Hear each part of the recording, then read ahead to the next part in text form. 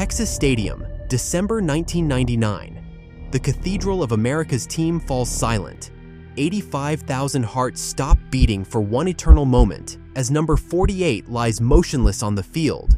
They called him Moose, a nickname that echoed through this very stadium 178 times. But today, it would echo for the last time. For 11 seasons, Daryl Johnston was the shadow behind every Emmitt Smith touchdown, the invisible force that turned the Dallas Cowboys into a dynasty.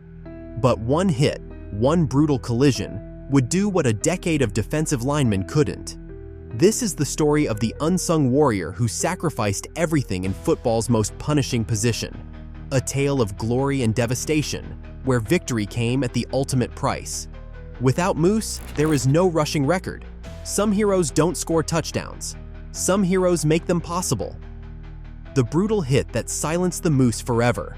A story of sacrifice that changed the NFL, told by those who witnessed the fall of football's greatest fullback. The halls of Syracuse University, 1985. A young fullback walks the delicate line between athletic excellence and academic distinction. Daryl Johnston carries textbooks in one arm and a playbook in the other, maintaining a stellar 3.8 GPA in economics while demolishing defensive lines on the field. His professors marvel at his economic theories. His coaches marvel at his football intellect. For 4 years, Johnston methodically builds his legacy in the bitter cold of upstate New York, earning the prestigious academic All-American honor and setting the foundation for a revolution in football strategy. Draft day arrives in spring 1989. The war room of the Dallas Cowboys buzzes with anticipation. 28 teams have passed on the fullback from Syracuse, seeing only a blocker in an era where fullbacks are becoming obsolete. But Jimmy Johnson, fresh from building Miami's college dynasty, sees beyond the conventional wisdom. With the 39th pick in the second round, Johnson makes a decision that will reshape NFL history. The Cowboys don't just draft a fullback, they draft the cornerstone of their future dynasty. August 1989, Veterans Stadium. The rookie fullback takes his first NFL snaps during a preseason game. In the stands, scouts shuffle through their notes, questioning the Cowboys' investment in a fullback. But in the trenches, veteran offensive lineman Nate Newton watches with growing excitement as Johnston demolishes every defender in his path. "Watch him move," Newton tells his teammates during film study. "Like a moose in the backfield, unstoppable, intelligent, precise." The nickname spreads through the locker room, then to the coaches, and finally to the stands of Texas Stadium, where it will become a battle cry for a generation. The early 1990s Dallas Cowboys represent more than just a football team. They embody the renaissance of America's team. Troy Aikman's surgical precision at quarterback, Michael Irvin's electric presence at receiver. But it's Johnston who transforms this collection of stars into an unstoppable machine. The Cowboys' innovative moosebone offense, as it becomes known in NFL circles, turns conventional wisdom on its head.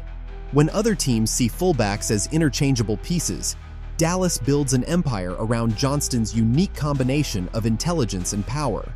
In team meetings, Johnston studies defensive formations with the intensity of a chess grandmaster. He doesn't just memorize blocking assignments. He understands the mathematical poetry of angles, the physics of momentum, the psychology of defensive reactions. This isn't just football. It's applied economics, game theory in motion. His teammates watch in awe as he diagrams plays on the whiteboard, explaining the cascade of events that will unfold from a single, perfectly timed block. The numbers tell their own story. In the 1992 season alone, Johnston's lead blocking contributes to 1,713 of Emmitt Smith's rushing yards. But statistics capture only a fraction of his impact. In film rooms across the NFL, defensive coordinators spend countless hours trying to solve the moose problem, how to counter a fullback who outthinks you before he outmuscles you. They never find an answer. The dynasty takes shape. 3 Super Bowl victories, countless moose calls echoing through Texas Stadium. Each block, each yard, each triumph adds to the legend. But beneath the surface, beneath the roar of the crowd and the glitter of the championships, a clock is ticking. Every bone-crushing collision, every perfect execution of the lead draw, every celebratory chant. They're all down payments on a debt that will eventually come due, a debt that football always collects, with interest.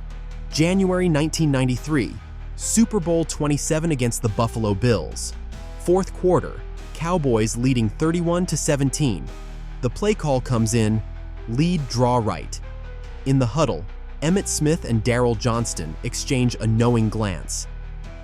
What happens next becomes immortalized in NFL films. Johnston clears a path through 3 defenders, creating a seam that Smith turns into a touchdown. This wasn't just another scoring play. It was the perfect expression of football's most remarkable partnership. The statistical story of Johnston and Smith reads like football poetry. During their peak years, 1991 to 1995, Smith averaged 4.7 yards per carry when Johnston led the way, compared to 3.8 yards when Johnston was absent. The difference amounted to 1,427 additional yards over 5 seasons, yards that helped Smith secure 4 rushing titles. These numbers reveal a truth about football that box scores often miss. Greatness is built in the shadows. Super Bowl 28 brings another defining moment. Third quarter, score tied 13-13. The Cowboys face 3rd and 2 from their own 35-yard line. Johnston notices the Bills' defensive alignment shifting slightly pre-snap. He calls an audible, adjusting his blocking route. The result: a 64-yard Smith touchdown run that changes the momentum of the game.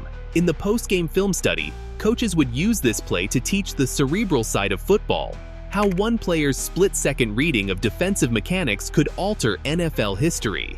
The 1994 season showcases Johnston's evolution of the fullback position. He becomes the first fullback in NFL history to record both 50 receptions and provide lead blocking for a 1,500-yard rusher in the same season. His innovative dual-threat approach forces defensive coordinators to completely redesign their schemes. The Moose formation, as it becomes known, features Johnston as both blocker and receiver, creating mismatches that defensive coaches spend countless hours trying to solve. October 1995 marks perhaps Johnston's finest hour. In a crucial division game against the Eagles, Smith is struggling with a hamstring injury. Johnston adapts his blocking style mid-game, changing angles to compensate for Smith's limited mobility. The result: Smith gains 158 yards, 138 of them coming directly behind Johnston's blocks. The film study reveals Johnston making 23 adjustments at the line of scrimmage, each one a masterclass in reading defensive formations. The partnership between Johnston and Smith redefines football's understanding of symbiotic relationships.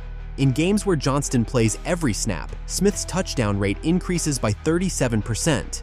But beyond statistics lies a deeper truth. Johnston transforms the fullback position from a battering ram into an offensive coordinator on the field. He studies defensive tendencies like game film, anticipating shifts and stunts before they happen.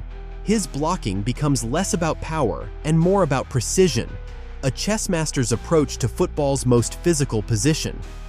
By 1997, Johnston's influence extends beyond Dallas. Young fullbacks across the league study his technique. The Johnston rules become standard teaching points in NFL coaching clinics: how to read defensive leverage, how to adjust blocking angles mid-play, how to create running lanes through timing rather than just power. His legacy grows even as his body begins to show signs of wear, the cost of reinventing a position one bone-crushing block at a time. In the Cowboys' offensive meetings, Johnston's seat becomes known as the professor's chair. He doesn't just memorize the playbook, he rewrites it, adding layers of complexity that transform simple running plays into tactical masterpieces. His understanding of defensive psychology, how to use a defender's instincts against them, becomes required study for incoming rookies. But with each innovation, with each perfect block, the physical toll mounts. The very excellence that defines him begins to exact its price, setting the stage for a decision that would shake the NFL to its core. The first warning came during training camp in 1997. After a routine blocking drill, Johnston felt an unfamiliar tingling in his arms. Team doctors noted it in their reports as temporary cervical nerve compression, medical terminology that masked a darker truth. The repeated collisions, thousands of them over 8 seasons, had begun to reshape Johnston's spinal column. September 1997 brings the second red flag. During a game against the Arizona Cardinals, Johnston momentarily loses feeling in his right arm after a head-on collision. He stays in the game, completing 8 more blocks. In the training room afterward, team physician Dr. Robert Youngs discovers concerning signs. Johnston's neck X-rays reveal early stages of cervical stenosis, a narrowing of the spinal canal that houses the delicate nerve bundle controlling movement and sensation. The medical reality becomes stark. Dr. Andrew Dossett, a leading spinal specialist, explains to Johnston what's happening inside his neck. Every impact compresses the vertebrae, like slowly squeezing a rubber band. Eventually, that band loses its ability to bounce back. The C3 and C4 vertebrae show particular wear, creating a dangerous narrowing around the spinal cord. Each hit now carries the risk of catastrophic injury. By early 1998, teammates noticed changes. Troy Aikman recalls watching Johnston spend extra time in the training room, icing his neck after practices. During film sessions, the usually upright Johnston shifts constantly in his chair, trying to find positions that ease the persistent nerve pain. But in team meetings, he never mentions the growing discomfort. Instead, he focuses on developing new blocking techniques that might reduce direct head contact. The Cowboys coaching staff begins monitoring Johnston's practice reps. Offensive coordinator Ernie Zampese devises modified blocking schemes that aim to reduce head-on collisions. But Johnston pushes back against any suggestion of limiting his role. "The day I start playing careful is the day I stop being effective," he tells his position coach. His stubbornness masks a deeper fear, that acknowledging the injury might end more than just his career, but transform the very identity of Moose. December 1998 brings a pivotal moment. During a crucial game against the Giants, Johnston experiences temporary paralysis after a routine block. It lasts only seconds, but the sideline falls silent as he lies motionless. Team trainers count the eternal moments until feeling returns. Johnston insists on returning to the game, but a seed of doubt is planted in the minds of the medical staff. They begin documenting every instance of numbness, every report of tingling sensations, building a medical file that reads like a countdown. The 1999 preseason opens with controversy. Medical reports leak to the media about Johnston's spinal condition. Sports columnists debate the ethics of allowing him to continue playing, but Johnston remains adamant. In private conversations with head coach Chan Gailey, he argues that the risks are his to take. "I understand the dangers," he tells Gailey, "but this team needs me. Emmett needs me." Team neurologist Dr. Michael Hutton delivers a stark assessment. The spinal canal is narrowing progressively. Each impact increases the risk of permanent injury. The medical team begins preparing detailed reports for Cowboys owner Jerry Jones, documenting the increasing frequency of nerve symptoms. But Johnston continues to practice, continues to play, continues to throw his body into the path of oncoming defenders. The warning signs multiply like autumn leaves, X-rays showing progressive deterioration, reports of numbness becoming more frequent, recovery times growing longer. Yet Johnston persists, driven by a combination of dedication and denial. In team meetings, he still diagrams plays, still studies defensive formations, still plans the perfect blocks. But now he does it while wearing a neck brace, a visual reminder of the price his body is paying for each moment on the field. December 4th, 1999, Texas Stadium hosts the Arizona Cardinals. The temperature hovers at 42 degrees and a light mist hangs in the air. Daryl Johnston suits up for what he doesn't know will be his final game. His pre-game routine remains unchanged, studying last-minute defensive alignments, adjusting his neck brace, receiving extra tape around his cervical area. The team doctors exchange worried glances, but Johnston maintains his focus. Second quarter, 8:47 on the clock. The Cowboys trail 7-3. The play call comes in. Lead draw strong right. a bread-and-butter play that Johnston has executed thousands of times. The defensive formation shows a 4-3 stack, with Cardinals linebacker Rob Fredrickson shading toward the strong side. Johnston recognizes the setup. He studied this alignment, knows exactly where the collision will occur. The snap. Time slows. Johnston leads through the hole, reading the defense's flow. Fredrickson meets him in the gap. The impact, while not visually spectacular, creates a sound that's silent Texas Stadium. The crack of helmet meeting shoulder pad echoes differently this time. Johnston's body crumples unnaturally, his legs betraying no sign of movement. For 42 seconds, Texas Stadium holds its collective breath. Team trainer Jim Maurer reaches Johnston first, immediately recognizing the gravity of the situation. The medical staff's worst fears materialize as Johnston reports complete loss of sensation below his shoulders. Emergency protocols activate with practiced precision. The stadium's atmosphere transforms from athletic arena to medical crisis center. Within hours, at Southwestern Medical Center, Dr. Andrew Dossett delivers the diagnosis that would end an era in NFL football: advanced cervical spinal stenosis with acute trauma to the C3-C4 vertebrae. The medical images reveal the cruel truth. Johnston's spinal canal had narrowed to a dangerous 7 millimeters, less than half the normal width. One more hit could mean permanent paralysis. The Cowboys' locker room receives the news in stunned silence. Emmitt Smith, Johnston's battlefield partner for 11 seasons, sits motionless at his locker, still in full uniform hours after the game. Troy Aikman cancels his post-game press conference, unable to find words. Head coach Chan Gailey later recalls it as the day the heart of our offense stopped beating. December 10th, 1999. The Cowboys facility hosts an emergency medical conference. 4 spinal specialists review Johnston's case. The verdict is unanimous. Continuing to play would risk catastrophic spinal injury. The medical report spans 27 pages, detailing a career's worth of trauma compressed into Johnston's cervical spine. Dr. Dossett's conclusion is unequivocal. This isn't about football anymore. This is about walking away while you still can. Johnston faces the most difficult decision of his life in a small conference room at Valley Ranch. Present are Jerry Jones, the Cowboys' medical staff, and his wife Diane. The discussion lasts 4 hours. Johnston argues for rehabilitation, for modified playing techniques, for any alternative to retirement. But the medical evidence remains insurmountable. Each X-ray, each MRI tells the same story. The human body can only absorb so much punishment before it demands retirement. December 14th, 1999. The press conference room at Valley Ranch fills beyond capacity. Johnston, wearing a neck brace and the weight of 11 NFL seasons, approaches the podium. His prepared statement sits untouched. Instead, he speaks from the heart, his voice occasionally breaking. Football gave me everything.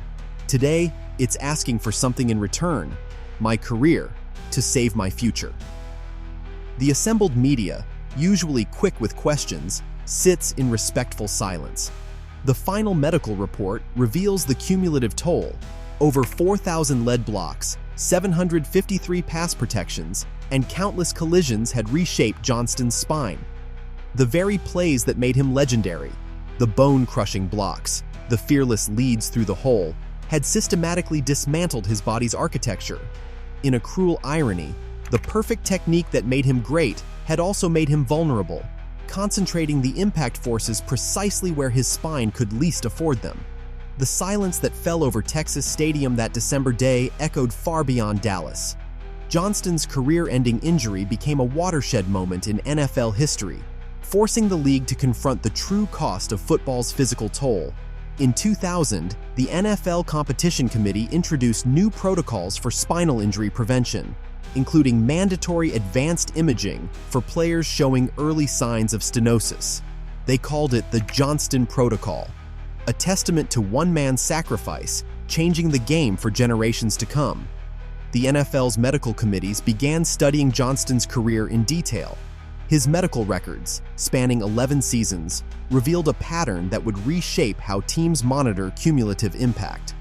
By 2002, every NFL team had implemented advanced spine monitoring systems, for positions involving repeated collisions.